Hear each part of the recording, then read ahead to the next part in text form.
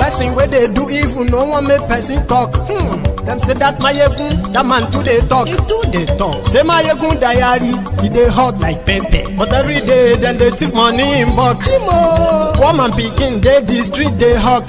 Still them talk say make we not talk. But thank God say Mayegun don't come. So my people make you laugh. Oh yo yo, Mayegun don't come. Oh yo yo, my people make you shout. Oh yo yo, Mayegun don't come. Oh yo yo, Mayegun don't come, man of the masses.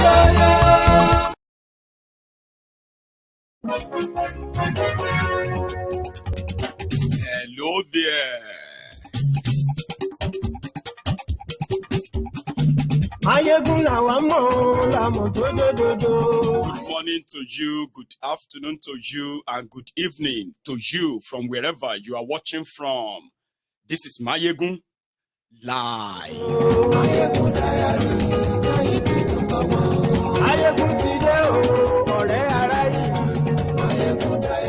You know what to do. Share the broadcast. Invite your friends. Invite your not so friendly friends. Nibola tuja see you. Mayegun today.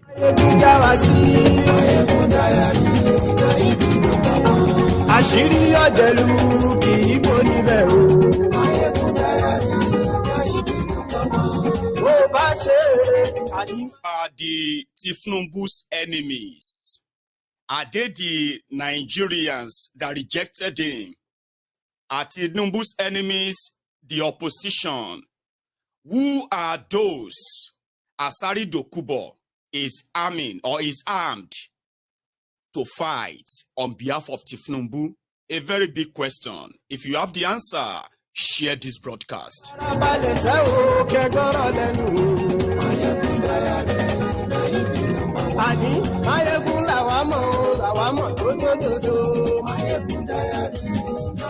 is a trending video. In case if you haven't seen it, I'll show you, all right? But it's everywhere. And it's a video of those Asari Dokubo called his own army. And they are Tinubu's army. There are so many things behind this. I know a little bit. I can share with you. Share this broadcast. Glory Facebook. And yes, Glory YouTube. If you are from Plateau State, of course, the report of the Fulani terrorists called bandits wreaking havoc in that part of Nigeria, killing over 200 people in a space of 2 months. Of course, the Nigeria Army, the new Nigeria Army chief, has now issued a warning to all of those vigilantes. If you have guns in Plateau State and you don't want to be killed by the Nigerian Army, go and submit or surrender your guns. It's part of the broadcast tonight. There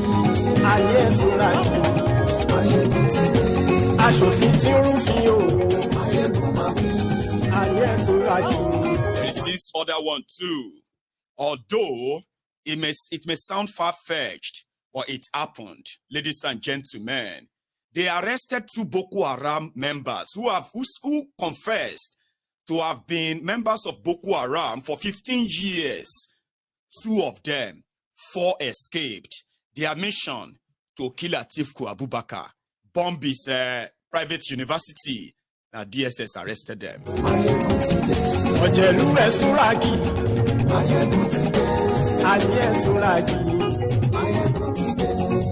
And also tonight, ladies and gentlemen, especially if you are from northern Nigeria, enraged about your religion and the rest of that, you should also be kind of enraged right now with the criminals who have not only impoverished the northern Nigeria, they've terrorized the northern Nigeria. Women, children, most of them have been victims.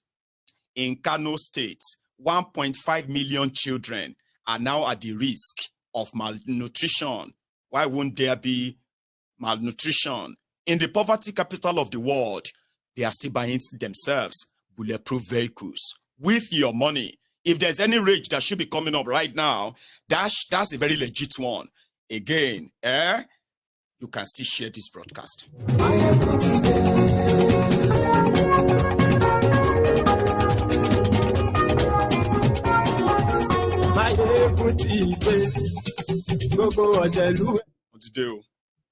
So once again, good morning to you, good afternoon to you, and good evening to you. From wherever you are watching from, it is Mayegun, and this is live. If you are watching live, not replay or premiere. Nigeria has been showing the symptoms of a failed country for the past 8 years. In fact, I want baba money, I want baba money. I'm talking about those who are in the know, wise men, intelligent people, including those who have been the victim of this failed state in 8 years. They agreed and concluded that APC, Egbekegbe, led by Bokwari Mumumadu and Pastor Ruga Ikene Shatabandu, they have taken Nigeria 20 years backward, and that's them being generous. Is worse than that. Today, we have different terrorist armed groups all over Nigeria, majorly sponsored by politicians. Unfortunately, some of them, they are actually in bed with the people in government, in fact, with the government in power. We've seen enough. Where we have seen Fulani bandit or Fulani terrorist bragging with so much confidence inside the government house where they invited him for peace talk. If they were brandishing their guns, nobody could touch them. In the last 8 years, the most terrorized people in Africa, they are Nigerians. But most of this terror are sponsored, like I said, by the government of Nigeria. How? In the last 8 years, there has never been a single prosecution of any single individual for any of one single terror act that has been reported in Nigeria. Meanwhile, they've reported thousands of same. The same government that couldn't rehabilitate those who are the victims of this terrorism across Nigeria, they had enough money to rehabilitate their killers. These terrorists, in the last 11 years in Nigeria, they have grown the industry so much that those who kidnapped children from their dormitories in schools, raped them, put them in family way, they returned and they called them repentant terrorists. So, and they didn't stop there. The government of Nigeria under APC, Egbekegbe, they ensured that muzzling down the people who ever tried to beam any searchlight into this terrorism and their collaboration with the people in government, they were targeted and they became the main terrorists, while the terrorists became the real citizens or activists. In fact, there were prominent people in Nigeria, including government officials, who have spoken in defense of these terrorists. All of this happened before our very eyes. It got so bad. Nigeria was losing 700,000 barrels of crude oil every day for straight 6 years, undetected. And it got so bad to the point that they had to call a militant leader to come and help them safeguard the government properties, pipelines, with billions. In this past 7-8 years as well, Nigerians have witnessed how the defense budget has skyrocketed over the years. And as the budget of the defense in Nigeria keeps going up, so is the terrorism and the insecurity in Nigeria. So it wasn't such a shock when Asari Dokubo surfaced. Immediately, Pablo Escobar became the president, or your INEC president, or as some will say, interim president, whatever.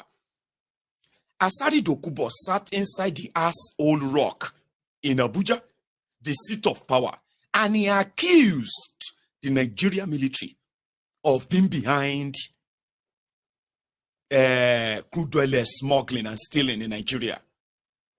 And according to him, he has been, in fact, he and his own team, they have been, in fact, providing internal security for Nigerians due to the failure of Nigeria defense agent and all that. He said that. He said, Kaduna Abuja Expressway that became, no-go area under Boko Haram, that people had to park their cars and they were using train, which later got attacked. Long story. Asari Dokubo bragged inside the asshole rock that his boys cleared the terrorist along Kaduna Abuja. That in fact, from his own assessment, ladies and gentlemen, Nigeria military can no longer defend Nigerians in Nigeria anymore. That's according to Asari. And he bragged too. He said, President Tinubu is going to sack all of them soon. Few days later, Tinubu announced his new service chiefs. However, it didn't stop there. Whatever it is between Tinubu and Asari that has brought this audacity to this level, there is more to it. I'll tell you from what I heard from the grapevine. I'll be waiting to call him. Something I eavesdrop and don't rule it out. Remember that nobody actually really voted for Tinubu to be president. It didn't have that number. Shall you get? It didn't have that number. However, Tinubu is kind of under the, what do you call it? The bondage of the northern politicians who falsify all the figures for him. Shall you get? So he holds them. And somehow, there are those who are kind of saying as well that with the way things are going, these guys could be so desperate to stage another coup, which is going to be led by another northerner. So somehow, Tinubu is seen as somebody that is a bloody civilian with money and somehow shouldn't even wield the whole power of GCFR. That's the eavesdrop. So for Tinubu, it will be a good time to also use that instrument of that presidency as the president of Nigeria, to begin to identify with those who can make trouble. Because whether you like it or not, all of this Boko Haram and Fulani terrorism that you are seeing, they are all politically motivated. We know how Boko Haram started, and we know those behind it that we have come to know today that they did all of that, all to seize power in Nigeria. They did same, bringing in the Fulani terrorists by telling them that Nigeria belonged to them. They are all welcome. Then on the other hand, asking the people to part with their lands if they want peace. We know the collaboration between those who are sponsoring these terrorists up north and allowing them to spread down south. We are not too young or too dense to remember that. It has nothing to do with religion, we all know. And everywhere they send all these terrorists, it has also been certified, confirmed that there are areas where natural resources, valuable natural resources, are hugely deposited. All these things have all come out to show that those who are beheading people, killing people, shouting Allahu Akbar and the rest of that, and those who are telling us that somehow Sharia is for Islam and the rest, and they are kind of packaging this whole thing, we've discovered, is for political power. So, if they have the army up north, why not arm your own army down south? So who are the enemies that Asari is putting an army together? Who are the Tinubu's enemies? Is it me? You? Those of you who rejected him? Or those of you who are in court? In your democracy, you are allowed to what? To go to court if you feel cheated. So, who are they arming? And why is Asari Dokubo allowed to arm hundreds of people with guns? To fight which war? To defend who? And also, a lot of you who are currently watching me right now, I want to throw it to you, okay?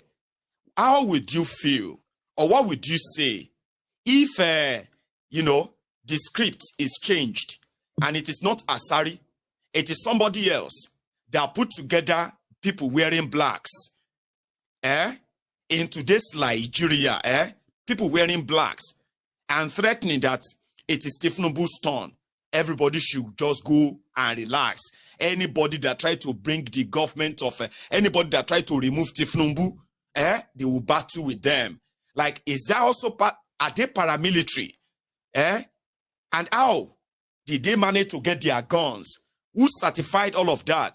How many other groups are they, or are there across Nigeria who are also Tinubu's army? Like, what is going on? It is to kind of complete the chapter of a book called Nigeria, a Failed State.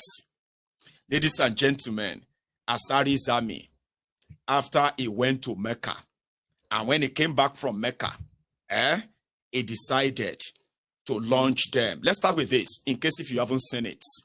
It's a stretch.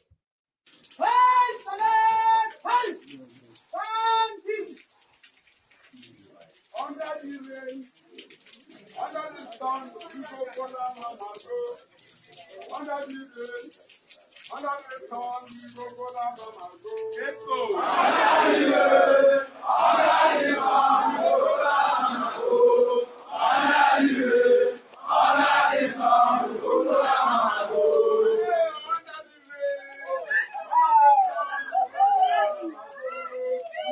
Hey, don't get caught that thing. Under the sun, we go for that like you go. Under the rain, under the sun, we go for that like you go. Under the rain, under the sun, we go for that like you go. Yeah.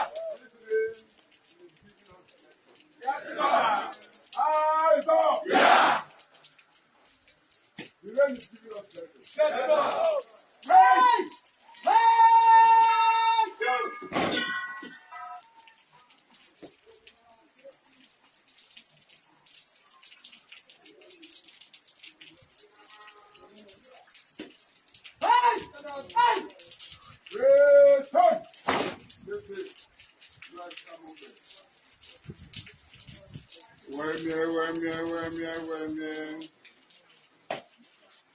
I'm on my way, man. Let's see. I'm on my way. You move that baby to go, we can pray. I'm on my way, man.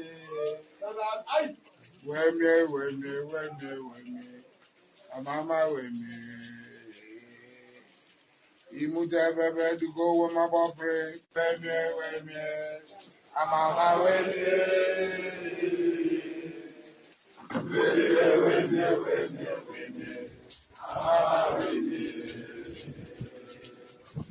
You move that baby to go, we can pray. I'm on my way,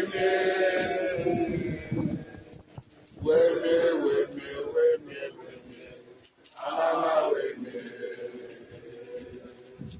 You move that baby to go with my pray. I'm on my way,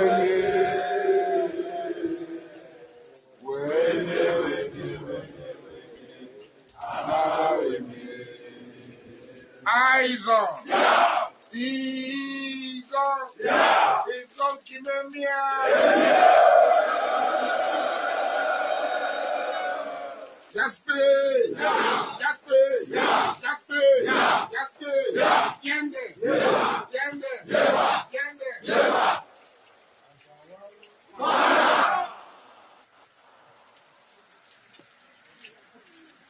Thank you, everyone.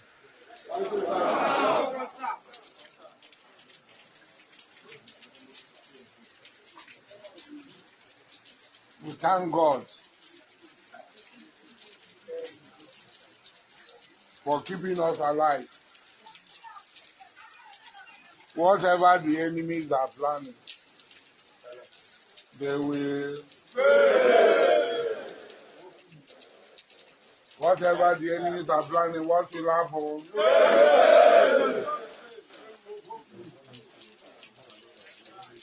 We are here. I think you are seeing me. I am not a ghost. I just come from Saudi Arabia.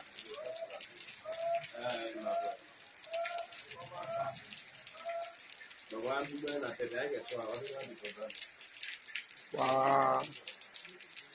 We are here. We thank God. We work for President Ahmed Bola Tinubu, and he will succeed. Anybody who is planning for him to fail, the person had already.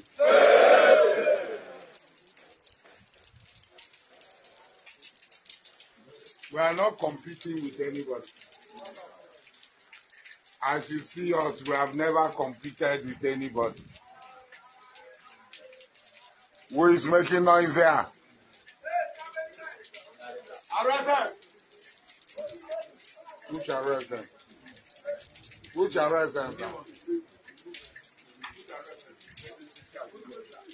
Which arrest them? But I don't bring that man back there.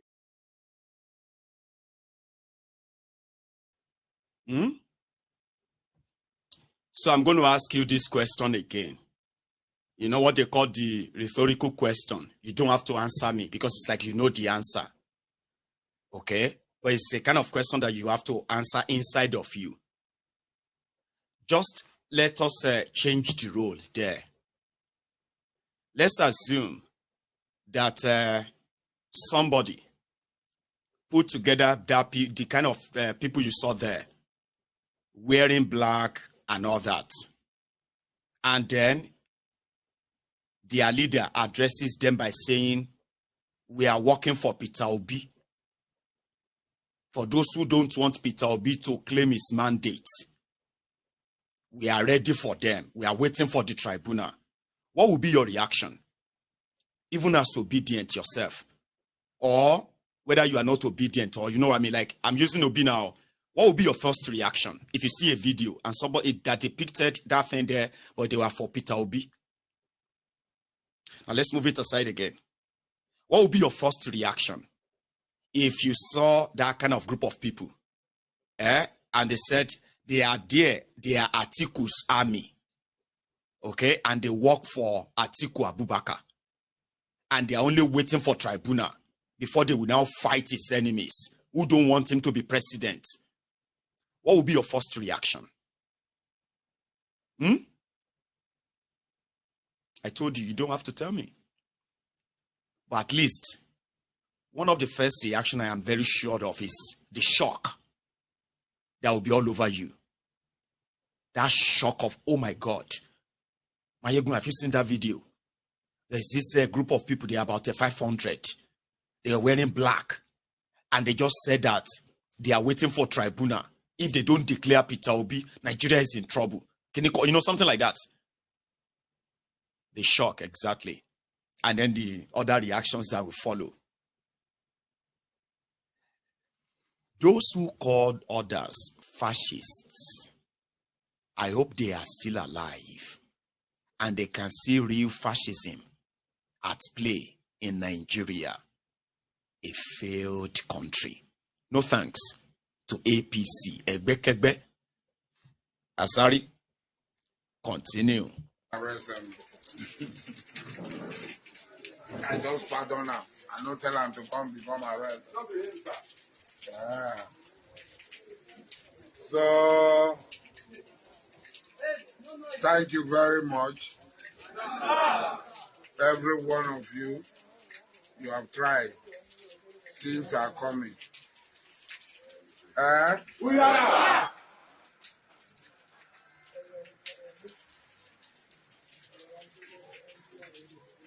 Now turn by turn.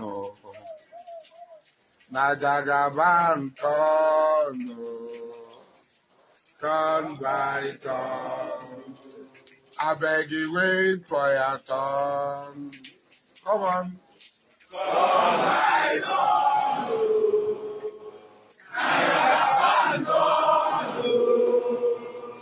turn by turn.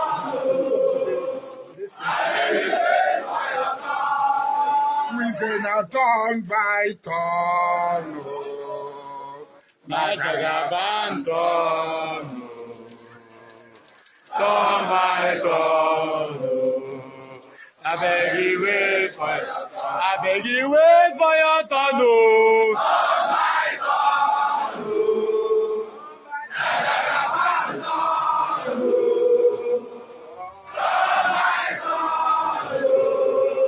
I beg you wait for your turn. If you do anyhow, you say anyhow. You do anyhow, you say anyhow. You do anyhow, you say anyhow. You will collect woto. Turn by turn. Najagaban turn, turn by turn. I beg you wait for your turn. Turn by turn. Najagaban turn, turn by turn. I beg you wait for your turn. Turn by turn. Najagaban turn, turn by turn.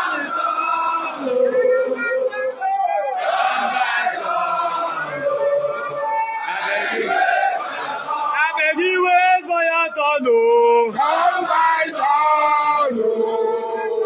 Najagaban turn, turn by turn. I beg you wait for your turn. Say I beg you wait for your turn. Turn by turn.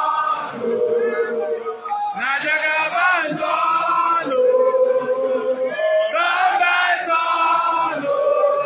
I beg you wait for your turn. Say I beg you wait for your turn. Turn by turn. Najagaban turn, turn by turn. Arrest them. Ah, God, why do you brought me to this Nigeria? What is my sin? Kí lẹ ṣẹ̀ mi gangan? Kí ni ẹ̀ṣẹ̀ mi tó fi dá mi sí Nàìjíríà yìí? Ìkíní, èkejì, ẹ̀kẹta.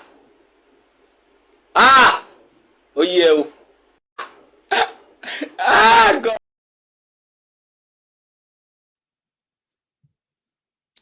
I have another question I want to ask you, especially those of you who are still very much sane despite all of this madness going on in Nigeria.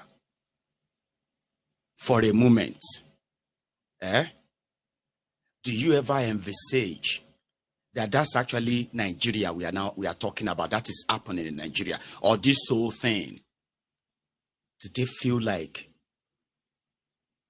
how does that make you feel? I can read some comments. Of course, it is Nigeria, and it is even worse. Consider this as those that are made public.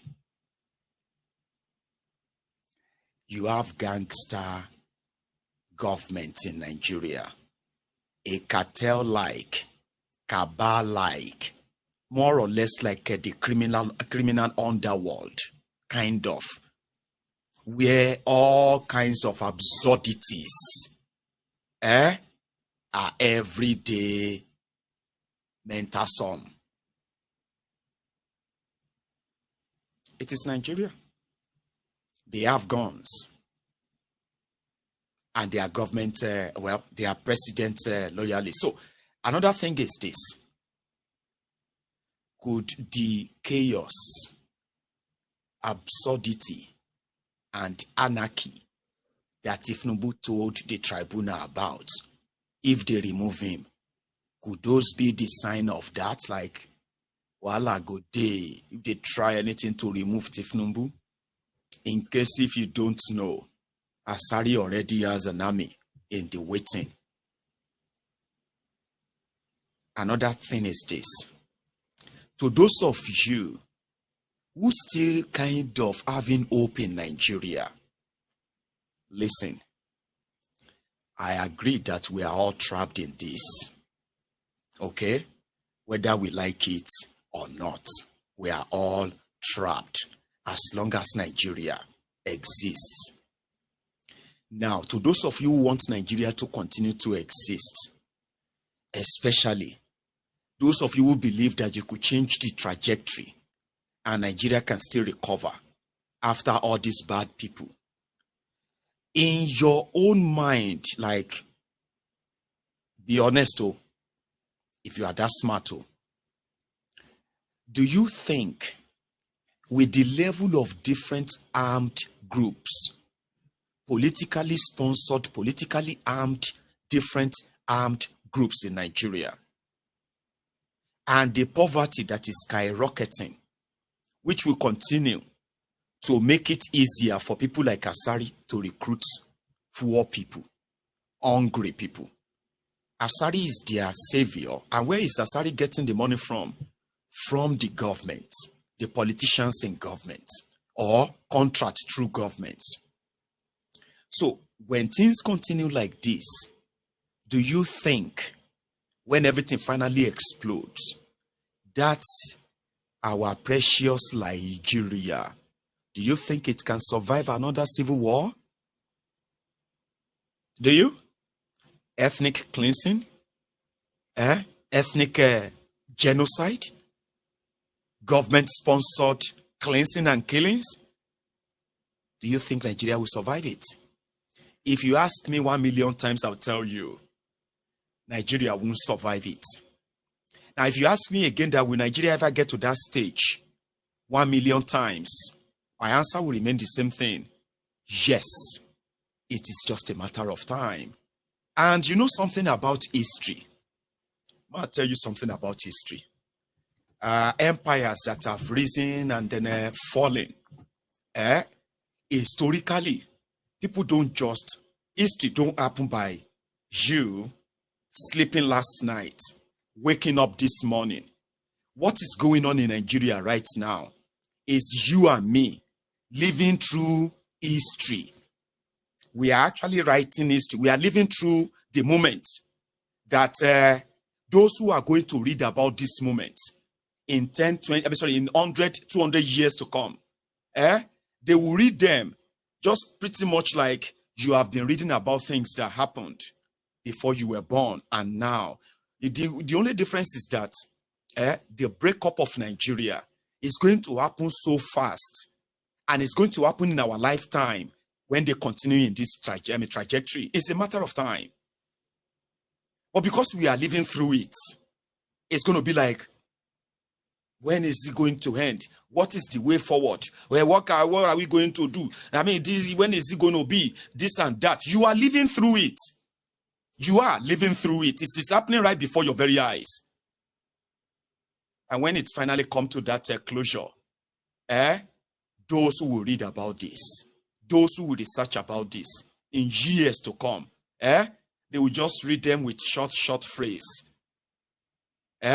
And then they will read about the numbers of people who eventually died because of this one Nigeria. You are living through history. Don't rush. They will tell your own, generation coming after you that you live through the time of, what do you call it? The breakup of Nigeria and those who made that happen. Failed country, failed states is no more than this. It will get to a chokehold. As long as the poverty keeps increasing, corruption keeps increasing, terrorism will continue to increase because they will continue to see people to serving them. And like I said, I don't know how you are saying it, and I don't want to, probably judge you with how you're saying it. But the bottom line is this, Nigeria has been taken over by criminals for a very long time, by the way. But you see this set, they are going to make it quick. It's going to be a quick death. But just give it time. Like I said, somebody said, but we don't have time. We need to rescue Nigeria. Of course, like I said, you believe you could rescue Nigeria. Good luck with that. Okay? Good luck. So if the anarchy they are promising is coming from the people like Asari, and then the people have to kind of fight back, okay? So when they push it to a stage, for example, let's say the situation got out of hand, and people decided that they are going to occupy everywhere in Nigeria, and then they mobilize all of their armed terrorists to invade you, attack you, and in the process, they expect you to run away scared. Let's say that's something kind of click in you, especially for those who witnessed the EndSARS killing, who said something died in them with what they witnessed, those who actually witnessed the killing firsthand. A lot of them said something died in them about Nigeria from that day, that they don't believe in anything Nigeria anymore. Those ones are they are also in their hundreds of thousands, so as we speak. So let's say they send all their thugs. If they remove Tinubu, or even if they don't remove Tinubu, you can no longer take all of this anymore. You decided that you want to take up your government on it, and they mobilize all of this, their armed terrorists from across Nigeria to unleash terror on you. Then from somewhere, somehow, you decided to defend yourselves. That would be a civil war, or a revolution, as some of you will call it. Do you think Nigeria will be able to survive that? Or am I painting am I going too far? No, I'm not. I'm not going too far. I am giving you a scenario. Sure, you get that I'm not saying that you probably have a chance of fighting them back. We have seen several times that they have managed to crush any sort of protest and what have you against them. Sure, you get. So not that I'm expecting you to. But I'm saying, if after the whole thing, if the court remove him, and this one says no, wouldn't you want to fight and defend that your Nigeria? To save that Nigeria? And then they mobilize this. Wouldn't that lead to civil war? You will call it revolution. But it will actually be a civil war, a real one. Because now they are not going to just use the army or the police. Because some of them may even join you. Now they will have all this armed group. How many are they in Nigeria? Where are they getting all their guns? Who are their sponsor? So what is the aim? Who are the enemies they want to fight? You. So let's say the court remove him now. Would they now start saying that no, there will be riot or whatever, and then you want to defend that Nigeria and say no, he's been removed? Wouldn't that lead to something? Now let's say the court didn't remove him, and you feel bad that you got cheated. The court threw the case out, okay? And you are angry, you want to protest, you want to this and that. They mobilize them. And then somehow, something click in you. Maybe when they start their, their intimidation and all that, you decide that you're not running away. No, we're not running away this time. We're going to fight it to the end. And boom, it started. Something click in you and say, instead of running away, we'd rather die now. Wouldn't that lead to war? Wouldn't that lead to civil war? These are the scenarios I'm giving you. But again, I am not raising my hope on that. I can only play out things, and eventually, we see where everybody belongs to. Yesterday, the report was that Lagos state government, after denying that nobody died during the EndSARS protest in Lagos, and then when people were sharing the details of those who have gone missing, considered dead, killed by the government of Nigeria, Bokuwari, Buratai the Butcher, Sanwo-Iku, and Tinubu. Now, for nearly 3 years, a lot of them were asking, where are the bodies? If people died, where are the bodies?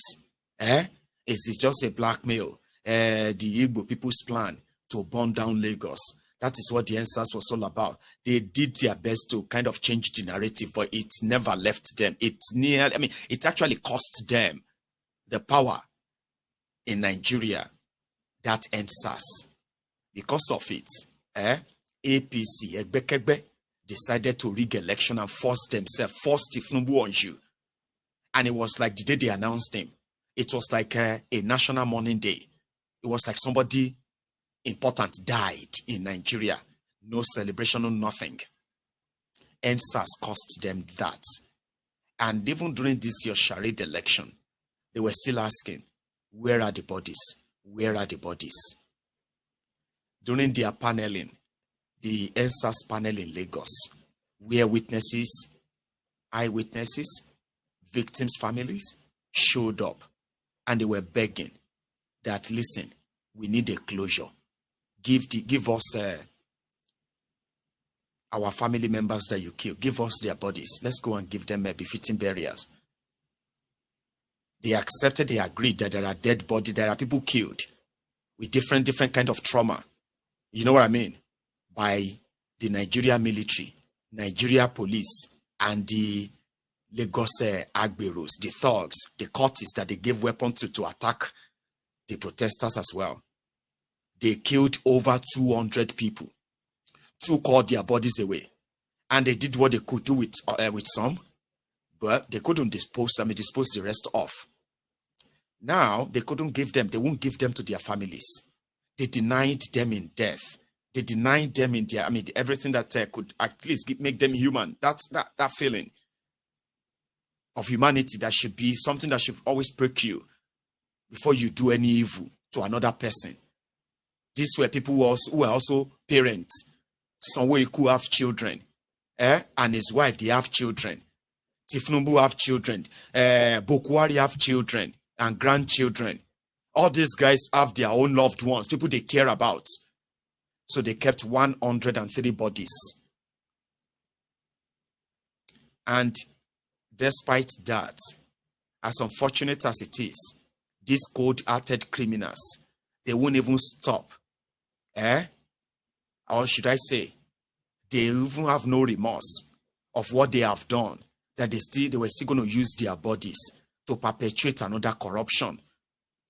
61.5 million naira to bury 103 Nigerians that they slaughtered and killed between the October 2020 and November 1st, 2020.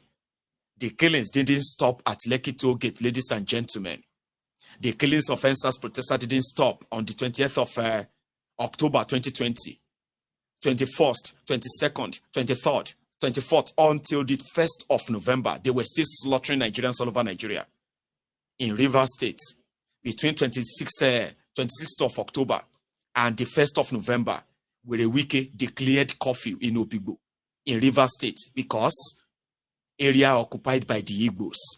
He brought in soldiers, and they were going into people's homes where you already declared curfew. People couldn't go out. They couldn't open their businesses. Curfew for over a week.